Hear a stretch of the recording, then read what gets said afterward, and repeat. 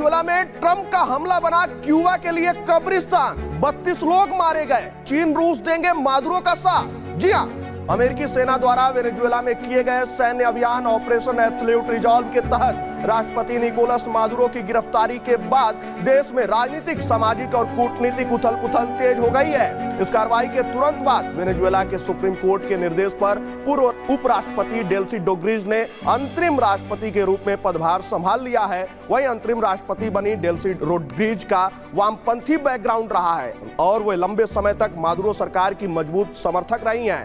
पूर्व में उन्होंने मादुरो को देश का एकमात्र वैध प्रशासनिक प्रमुख बताया था। अब सत्ता संभालने के साथ ही उन्हें अमेरिका की ओर से सख्त चेतावनी मिली है कि यदि उन्होंने सही रास्ता नहीं अपनाया तो गंभीर परिणाम भुगतने होंगे।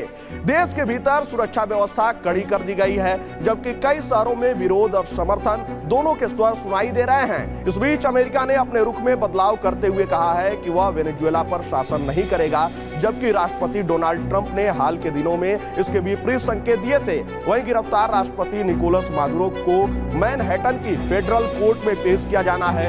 उन पर 25 वर्षों तक नार्को टेररिज्म से जुड़ी साजिश का नेतृत्व करने के गंभीर आरोप लगाए गए हैं। एक ऐसा कदम जिसे मादुरो समर्थक राजनीतिक प्रतिशोध बता रहे हैं। वहीं क्यूबा सरकार ने दावा किया है कि अमेरिकी हमले के दौरान उसके 32 नागरिकों की मौत हुई। हवाना ने शोक की घोषणा करते हुए 5 और 6 जनवरी को 2 दिन का राष्ट्रीय शोक मनाने और अंतिम संस्कार की व्यवस्थाओं का ऐलान किया है। यह दावा लैटिन अमेरिका में तनाव को और बढ़ाने वाला माना जा रहा है। वहीं रूस की सुरक्षा परिषद के डिप्टी चेयरमैन दिमित्री मेदवेदेव और एक वरिष्ठ सांसद ने अमेरिकी कार्रवाई को गैर कानूनी और अस्थिर करने वाला बताया। रूसी समाचार एजेंसी TASS के अनुसार मेदवेदेव ने कहा कि ट्रंप का व्यवहार भले ही गैर कानूनी हो, लेकिन उनके कदमों में राष्ट्रीय हितों की रक्षा की एक स्पष्ट निरंतरता दिखती है। वहीं मेदवेदेव ने यह भी कहा कि अमेरिका लंबे समय से लैटिन अमेरिका को अपना बैकयार्ड मानता रहा है और वेनेजुएला की तेल आपूर्ति पर दबदबा बनाने की मंशा इस पूरे घटनाक्रम के केंद्र में है। वहीं राष्ट्रपति ट्रंप ने दावा किया है कि वेनेजुएला ऑपरेशन का चीनी राष्ट्रपति शी जिनपिंग के साथ उनके संबंधों पर कोई नकारात्मक असर नहीं पड़ेगा। एयरफोर्स 1 में पत्रकारों से बातचीत में ट्रंप ने कहा कि अप्रैल में वह शी से मिलने की योजना बना रहे हैं।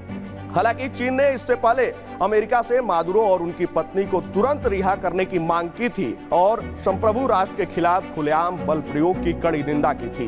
अंतरिम राष्ट्रपति डेल्सी ने अमेरिका को सहयोग के एजेंडे पर बातचीत का निमंत्रण दिया है। उन्होंने स्पष्ट किया कि वेनेजुएला अंतर्राष्ट्रीय कानून के दायरे में रहते हुए साझा विकास, अस्थायी सह-अस्तित्व और संतुलित रिश्तों की दिशा में आगे बढ़ना चाहता है। उनका कहना है, हमारे लोग और हमारा क्षेत्र शांति और संवाद के हकदार हैं, युद्ध के नहीं। यह संदेश राष्ट्रपति निकोलस मादुरो का भी रहा है और आज पूरे वेनेजुएला की आवाज है। वेनेजुएला इस समय अंतर्राष्ट्रीय शक्ति संतुलन की कसौटी बन चुका है। जहां एक और अमेरिका का कठोर रुख है, वहीं रूस, चीन और क्षेत्रीय सहयोगियों की प्रतिक्रियाएं वैश्विक राजनीति को नई दिशा दे सकती हैं। मादुरो की अदालत में पेशी, रोड्रिग्स और की अंतरिम सरकार की स्थिरता और अमेरिका लैटिन अमेरिका संबंध आने वाले दिनों में संकट की दिशा तय करेंगे।